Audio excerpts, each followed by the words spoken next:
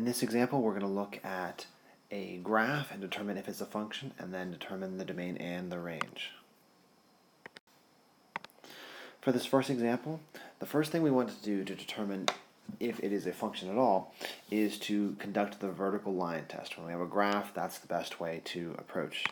So the vertical line test states that if I can draw a vertical line and that vertical line crosses the graph more than once, then it is not a function, it is just a relation.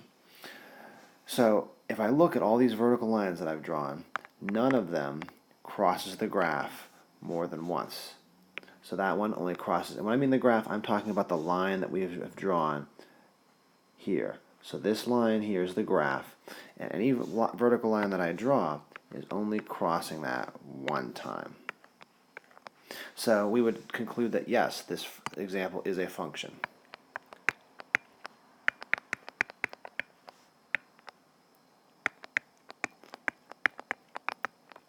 And we can say this is because no vertical line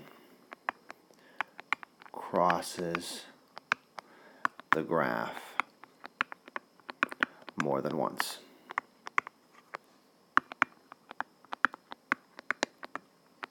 Okay, so let's go ahead and assess the domain and the range. For the domain, we're looking at the set of all possible x values.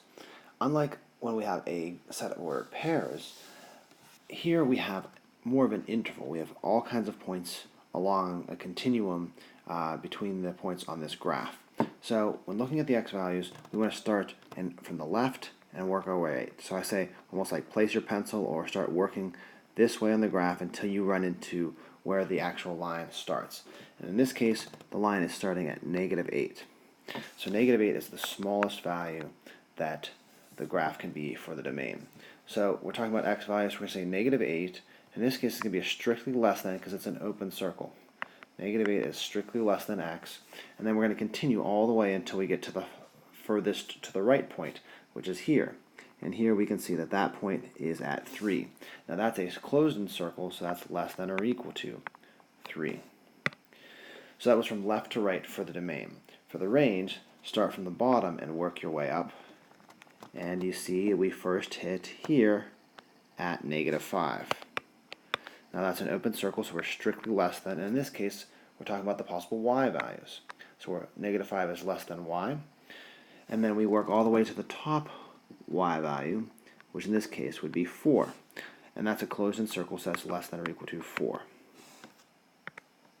In this next example, we want to start by assessing, is it a function first? So we look at the vertical line test, and when we draw a vertical line in a number of different places, we can see that we are going to cross more than one place. So we would conclude no, not a function, and we would say that's because a vertical line crosses more than once.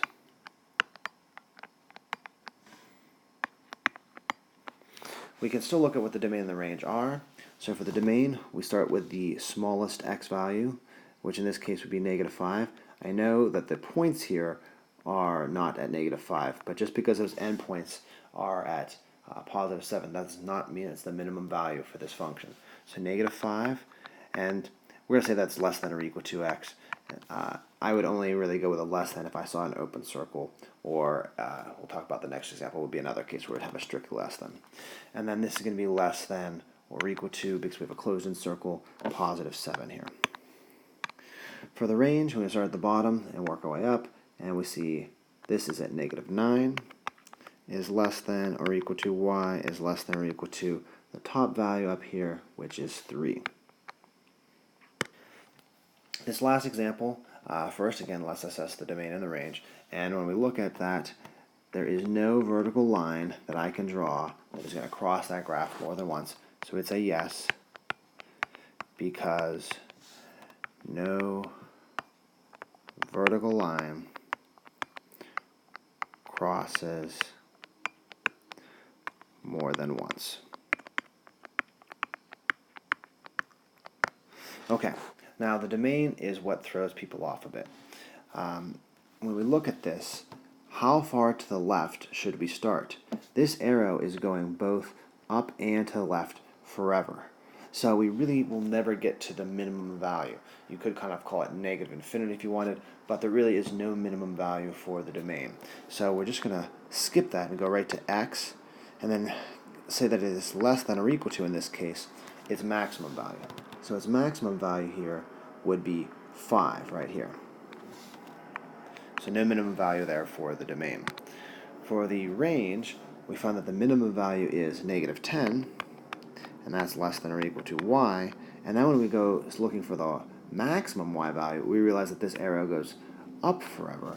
So we're not going to find a maximum value. So we don't have a maximum end on our range here. So I know the arrow can be a little bit confusing, but just think, is there a minimum value? If there's not, leave that off. Is there a maximum value? If it's not, leave that off.